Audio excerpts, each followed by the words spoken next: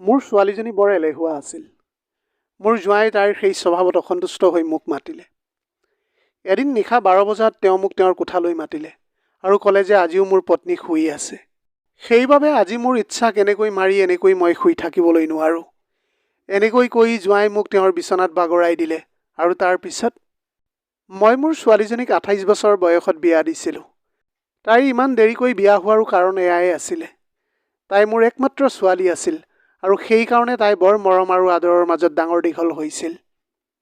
লগতে তাই ঘৰৰ কাম কৰাৰ অলপো অভ্যাস নাছিল। সেইকাৰণে মই মোৰ ছোৱালীৰ কাৰণে ঘৰৰ একমাত্ৰ ল'ৰা এজন জোঁৱাই হিচাপে বিচাৰিছিলোঁ। এনেকৈ বহু বছৰ বিচৰাৰ পিছত মই সেই ল'ৰাজন পালোঁ, যিজন মই বিচাৰিছিলোঁ। মোৰ জোঁৱাই অকলশৰীয়া আছিল। তেওঁৰ মাক দেউতাক নাছিল আৰু ভাই ভনীও নাছিল। তেওঁ ভাল এটা চাকৰি কৰিছিল আৰু তেওঁৰ এটা ডাঙৰ নিজা ঘৰো আছিল। মোৰ ছোৱালীৰ কাৰণে সেই সম্পৰ্কটো উপযুক্ত বুলি মই ভাবিছিলোঁ। সেইকাৰণে মই সোনকালেই বিয়াৰ বন্দবস্ত কৰিলোঁ আৰু মোৰ ছোৱালীজনী মামনক বিয়া দিলোঁ। কিন্তু বিয়াৰ পিছত মই যি আশা কৰিছিলোঁ সেয়া পূৰণ হোৱা নাছিল। মই জনা নাছিলোঁ যে মামনে অকলে যে তাইৰ স্বামীক সুখত ৰাখিবলৈ নোৱাৰিব। মোৰ এনেকুৱা লাগিছিল যে বিয়াৰ পিছত তাই সকলো কাম ভালদৰে কৰিব। বিয়াৰ আগতে মই তাইক ভালকৈ বুজাইছিলোঁ আৰু তাইও মোক হ'ব বুলি কৈছিল। এতিয়া বিয়াৰ কিছু মাহৰ পিছত মই তাইৰ কিছুমান অভিযোগ শুনিবলৈ পালোঁ। প্ৰথমা অৱস্থাত মোৰ জোঁৱাই তাইৰ এলেহুৱা স্বভাৱটোক সহ্য কৰিছিল, কিন্তু পিছত তেওঁ ঘৰৰ কাম কৰি কৰি ভাগৰি পৰিছিল। এদিন মই মোৰ ছোৱালীৰ খবৰ ল'বলৈ তাইৰ ঘৰলৈ যোৱাৰ সিদ্ধান্ত ল'লোঁ। মই তাইৰ ঘৰলৈ গৈ 2 দিন থাকিছিলোঁ। তেওঁলোকৰ ঘৰখনত 2 দিন থকাৰ পিছত যেতিয়া মই মোৰ ঘৰলৈ উভতি আহিবলৈ ওলাইছিলোঁ, তেতিয়া মামনে মোক ৰখালে। তাই ক'লে, মা, মোৰ গাটো বেছি ভাল নহয়, দুৰ্বল দুৰ্বল মোৰ অনুভৱ হৈ আছে। তুমি আৰু কেইদিনমান মোক সহায় কৰিবলৈ থাকি দিয়া না। ঘৰলৈ গৈনো তুমি কি কৰিবা? মই মোৰ ছোৱালীজনীৰ এলেহুৱা স্বভাৱটোৰ কথা জানিছিলোঁ। যোৱা 2 দিনৰ পৰা মই দেখি আহিছিলোঁ যে তাই একেবাৰে কাম কৰিবলৈ নিবিচাৰে। মোৰ ছোৱালীজনীৰ সেইটো স্বভাৱ দেখি মোৰ ভয় হৈছিল যে কেনেবাকৈ জোঁৱাই তাইৰ সেই স্বভাৱৰ পৰা বিৰক্ত হৈ তাইৰ পৰা দূৰলৈ যোৱাৰ সিদ্ধান্ত ল'ব নেকি।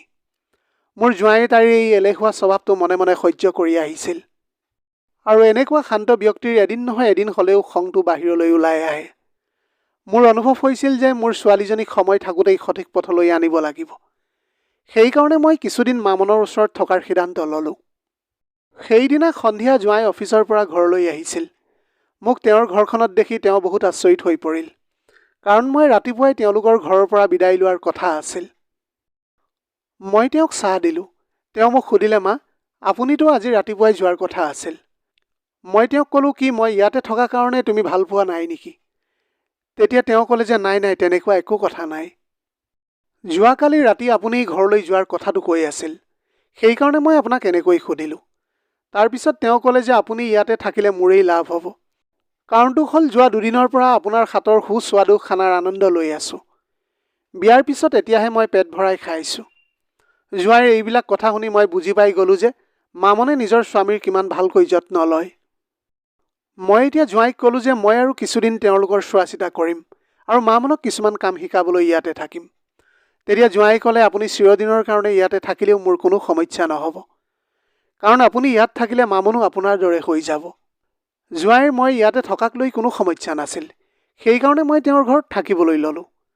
মোৰ ছোৱালীৰ বিয়াৰ পিছত মই মোৰ চাকৰিৰ পৰা অৱসৰ লৈছিলোঁ, কাৰণ এতিয়া মই অকলে আছিলোঁ। সেইকাৰণে মোৰ বেছি টকাৰ প্ৰয়োজন হোৱা নাছিল।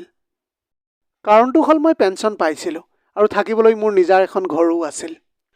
সেইকাৰণে মই বেছি কষ্ট নকৰি আৰাম কৰাৰ কথাটো ভাবিলোঁ। চাওঁতে চাওঁতে মই মামনৰ ওচৰত থকা ভালেমান দিন পাৰ হৈ গ'ল। যোৱা 2 দিনৰ পৰা মই জোঁৱাইক ৰাতি ড্ৰয়িং ৰুমত দেখিছিলোঁ। এইটো সময়ত মোৰ এনেকুৱা লাগিছিল যেন জোঁৱাই আৰু মামনৰ মাজত কিবা কাজিয়াৰ সৃষ্টি হৈছে। অৱশেষত মোৰ মন নথকা স্বত্তেও তৃতীয় দিনা জোঁৱাইক ড্ৰয়িং ৰুমত দেখি মই তেওঁৰ ওচৰলৈ গ'লোঁ আৰু মই তেওঁক ড্ৰয়িং ৰুমত শোৱাৰ কথাটো সুধিলোঁ। তেতিয়া জোঁৱাই মোক একো নোকোৱাকৈ মোৰ হাতত ধৰি মোক তেওঁৰ কোঠালৈ বুলি লৈ গ'ল। তালৈ গৈ তেওঁ মোক ক'লে, শাহুমা, আপুনি দেখিছেনে আপোনাৰ ছোৱালীজনী কিমান গভীৰ টোপনিত আছে? এতিয়াতো আমাৰ বিয়াখন হোৱা মাত্ৰ 4 মাহ হৈছেহে, আৰু আপোনাৰ ছোৱালীজনীয়ে এই 4 মাহক 4 বছৰ যেন বনাই দিছে। স্বামীকো যে অলপ সময় দিব লাগে সেয়াতো তাই গমেই নাপায়। তাইৰ বাবে তাইৰ টোপনিটোৱে আটাইতকৈ প্ৰিয়। এতিয়া মই কি কৰোঁ একো বুজিব পৰা নাই।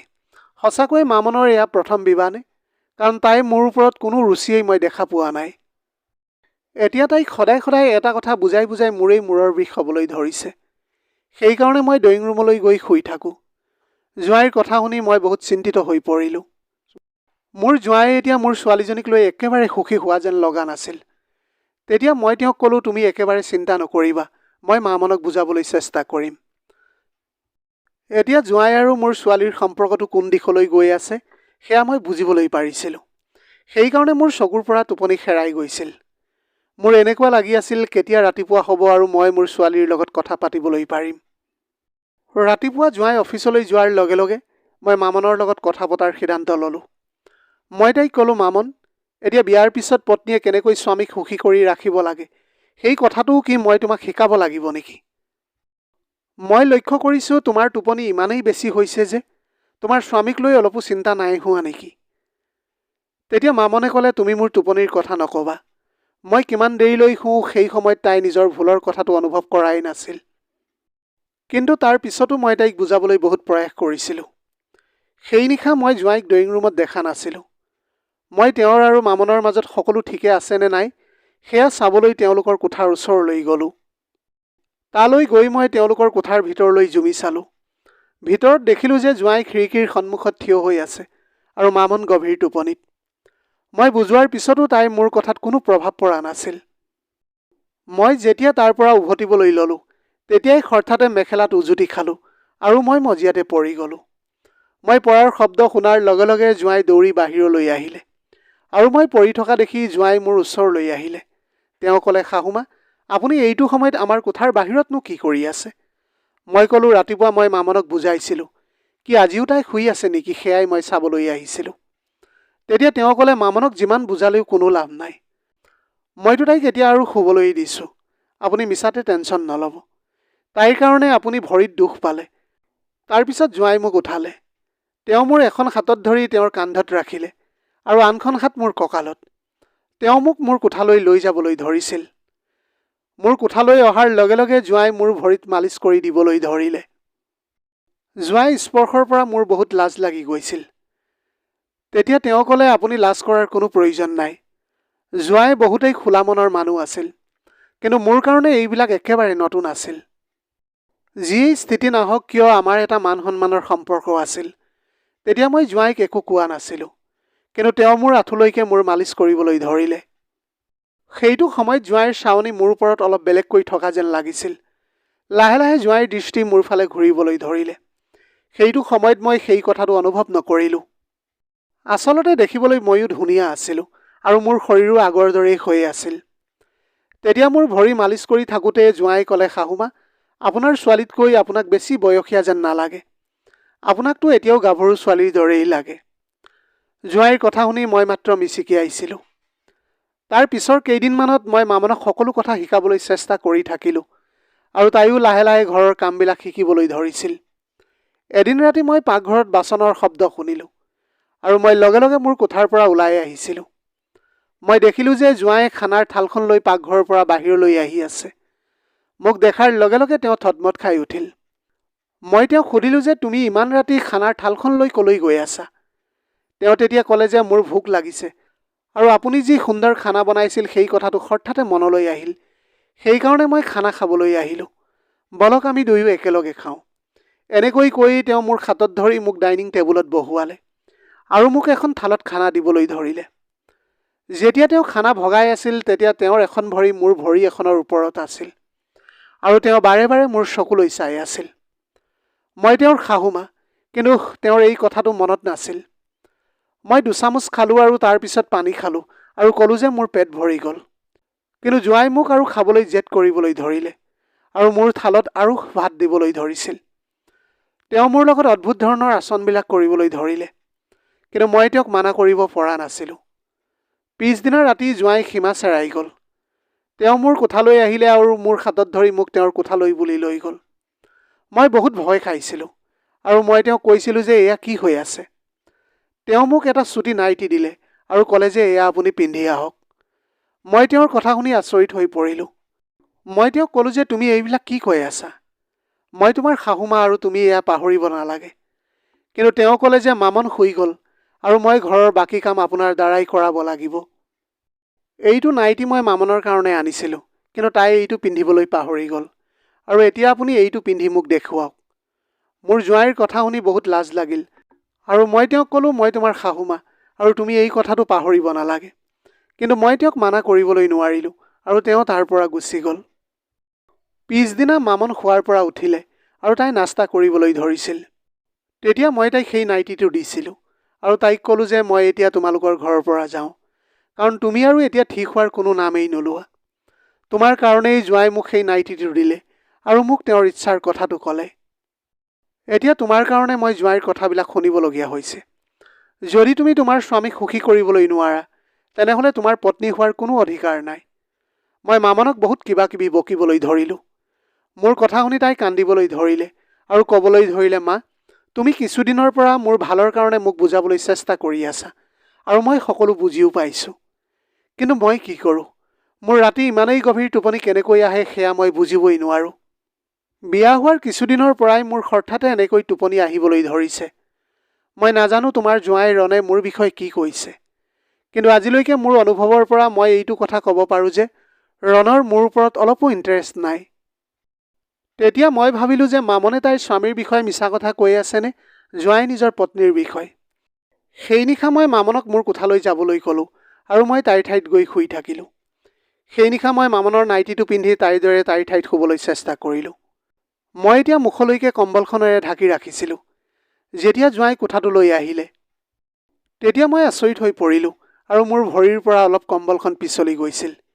সেইটো সময়ত জোঁৱাই মোক মামন বুলি ভাবিলে। তেওঁ মোৰ ওচৰলৈ আহিলে আৰু মোৰ ভৰিত হাত ফুৰাবলৈ ধৰিলে। সেইটো সময়ত মোৰ এনেকুৱা লাগিছিল যেন মোৰ কিবা এটা অদ্ভুত অনুভৱ হ'বলৈ ধৰিছে। কিন্তু ঠিক সেইটো সময়তে দুৱাৰত কোনোবাই টুকুৰিয়ালে। মই এজনী ছোৱালীৰ মাত শুনিলোঁ। জোঁৱাই মোৰ ভৰিত হাত ফুৰাই আছিল। সেয়া দেখি ছোৱালীজনীয়ে ক'বলৈ ধৰিলে, ৰণ, কি তোমাৰ এতিয়া মোৰ ওপৰত মন ভৰি গ'ল নেকি? এতিয়া কি তোমাৰ এই গাঁৱলীয়া পত্নীজনী পচন্দ হ'বলৈ ধৰিছে নেকি? সেই ছোৱালীজনীৰ কথা শুনাৰ পিছত জোঁৱাইৰ হাতখন মোৰ ভৰিৰ পৰা আঁতৰি গ'ল। মই কম্বলৰ পৰা মনে মনে সকলোবিলাক জুমি চাই আছিলোঁ। এজনী ছোৱালী জোঁৱাইৰ কোঠালৈ আহিছিল, আৰু তাই মাত্ৰ কোঠাটোলৈ অহা নাছিল, বৰঞ্চ তাই জোঁৱাইক সাৱটি আছিল। কিছু সময়ৰ পিছত মই দুয়োকে বিচনালৈ অহা দেখিলোঁ। তাৰ পিছত ছোৱালীজনীয়ে ক'লে, ৰণ, অলপ ধৈৰ্য ধৰা, নহ'লে তোমাৰ পত্নীয়ে সকলোবিলাক গম পাব। তেতিয়া জোঁৱাই ক'লে তাই ৰাতিপুৱালৈকে সাৰ নাপায়, কাৰণ মই আজিও তাইৰ খোৱা পানীত টোপনিৰ দৰৱ মিহলাই দিছোঁ। তেতিয়া ছোৱালীজনীয়ে ক'লে, তোমাৰ পত্নীৰ কাম বাৰু হৈ গ'ল, কিন্তু শাহুমাক কি কৰিবা? তেওঁৰ কাৰণে আমাৰ সদায় বাধা আহি আছে। সেই কথাত জোঁৱাই ক'লে, মই মোৰ শাহুৰৰ লগতো বেলেগ ধৰণৰ ব্যৱহাৰ কৰিবলৈ লৈছোঁ, যাতে তেওঁ লাজ পাই নিজৰ ঘৰলৈ বুলি গুচি যায়। এতিয়া জোঁৱাই আৰু সেই ছোৱালীজনীৰ কথা শুনি মই আচৰিত হৈ পৰিলোঁ। মানে জোঁৱাই মোৰ ছোৱালীৰ লগত বিশ্বাসঘাতকতা কৰি আহিছিল। তেতিয়া মই কম্বলখনৰ পৰা বাহিৰলৈ ওলাই তেওঁলোকক চালোঁ। মোক দেখাৰ লগে লগে জোঁৱাই থতমত খাই উঠিল।